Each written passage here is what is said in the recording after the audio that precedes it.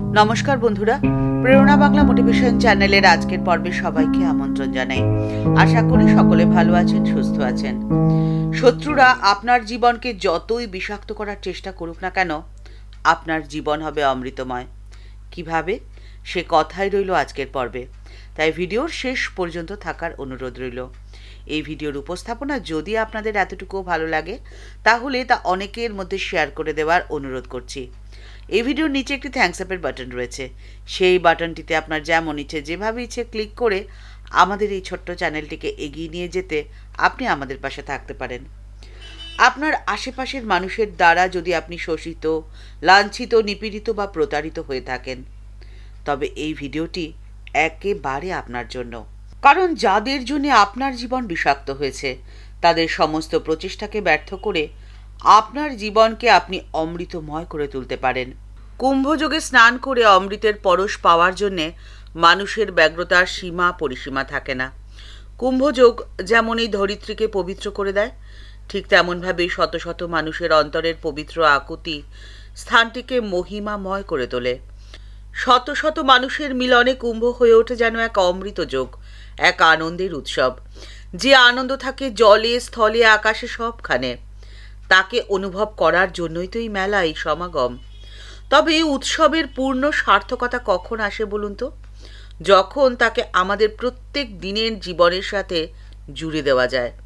প্রতিদিনের প্রত্যেকটি ক্ষুদ্রতা, ব্যস্ততার মাঝে এই অমৃত উৎসবের ঐশ্বর্যকে যদি উপলব্ধি করা যায়, তবেই জীবন হয়ে উঠবে সার্থক।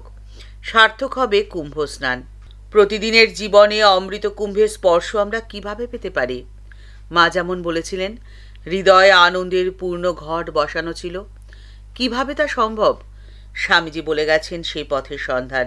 স্বামীজি বলছেন, অনাদি অনন্ত বেদরূপ সমুদ্র মন্থন করে যা পাওয়া গেছে, ব্রহ্মা, বিষ্ণু, মহেশ্বর প্রমুখ দেবতারা যাতে শক্তি সঞ্চার করেছেন, অবতারগণের প্রাণ রসে পূর্ণ সেই অমৃতের পূর্ণ পাত্ররূপে শ্রীরামকৃষ্ণ এই ধরণীতে দেহ ধারণ করেছেন। এ এমন এক অমৃত পাত্র যা অক্ষয়, চিরনতুন, চিরনবীন। তাই আগামী কুম্ভ উৎসব যেন সমাপ্ত না হয়, তা যেন আমাদের প্রত্যেকটি জড়তাকে গ্রাস করে নিয়ে নিত্য বিরাজমান অমৃত পাত্রের দিকে আমাদের সবাইকে ঠেলে দেয়। যে অমৃত পাত্র আগে থেকেই আছে, শান্ত চিত্তে হাত পাতলে তা থেকেই অমৃত আপনা আপনিই ঝরে পড়বে। আনন্দের পূর্ণ ঘট অন্তরে স্থাপিত হয়ে জীবনকে মধুময় করে তুলবে। শ্রীমা সারদা দেবীর জীবনে দেখা যায় যে কামারপুকুরে ঠাকুরের পবিত্র সংস্পর্শে থাকার সময় ঠাকুর একদিকে তার ত্যাগ, তপস্যাপুত জীবন শ্রীমায়ের সামনে যেমন রাখলেন, অন্যদিকে বহু বিষয় তাকে উপদেশও দিয়েছিলেন। এ সময় ঠাকুরের সাথে থেকে মায়ের কিরকম অনুভূতি হয়েছিল, মা নিজে মুখেই তা বলেছিলেন। মা বলেছিলেন, হৃদয়ের মধ্যে আনন্দের পূর্ণ ঘর যেন স্থাপিত আছে। মা বলছেন, ওই সময় থেকে সবসময় এরকমই অনুভব করতাম।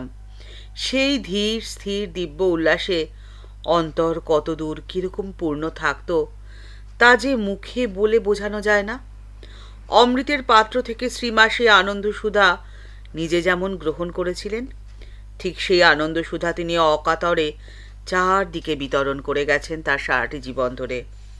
তাই রামকৃষ্ণ সারদা অমৃত কুম্ভে প্রতিদিন অবগাহন করে আপনি আপনার জীবনকে অমৃতময় করে তুলতে পারেন।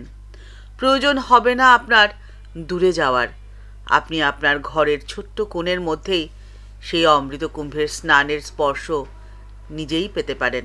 এখন যদি মনে প্রশ্ন আসে, কি হবে রামকৃষ্ণ সারদা অমৃত রসকুণ্ডে পড়লে? উত্তরে বলা যায়, সচ্চিদানন্দ ঈশ্বর রসস্বরূপ, এই রসে বিশ্বভুবন জড়িত। সেই রসের আস্বাদন গ্রহণ করার জন্যে মানুষ যুগে যুগে লালায়িত। সেই রসের এক অপরূপ মাধুর্য আছে যা জীবনকে মাতিয়ে তোলে। তাই আমাদের চিত্ত শতদল এই প্রেমরস যেন প্রতিদিন আস্বাদন করতে পারে। ঠাকুরের কাছে এই প্রার্থনাই রইল। মনে উঠুক আমাদের প্রেম লহরী, আর অন্ধকারের সমুদ্রে যেন ফুটে ওঠে নিত্য শান্ত অপরূপ রূপ। ঠাকুরমা ও স্বামীজির চরণে প্রণাম জানিয়ে আজকের পর্ব এ পর্যন্তই। দেখা হচ্ছে পরের পর্বে। আজকের পর্বের উপস্থাপনা যদি আপনাদের ভালো লেগে থাকে তাহলে তা কমেন্টস বক্সের মধ্যে জানাতে ভুলবেন না। আমাদের এই ছোট্ট চ্যানেলকে যারা ভালোবেসে আপন করে নিয়েছেন তাদের জন্য রইল অনেক ভালোবাসা, প্রণাম ও শ্রদ্ধা। আর যারা এখনও এই চ্যানেলটি সাবস্ক্রাইব করেনি তাদের কাছে বিনীত অনুরোধ রইল এই চ্যানেলটি সাবস্ক্রাইব করে বেল বাটনটা ক্লিক করে দিয়ে অল বাটনটিতে ক্লিক করে দেওয়ার জন্যে। তাহলে এই চ্যানেলে ভিডিও আপলোড হওয়ার সাথে সাথে আপনার কাছে নোটিফিকেশান চলে যাবে। সবাই ভালো থাকবেন, সুস্থ থাকবেন। দেখা হচ্ছে পরের পর্বে। নমস্কার।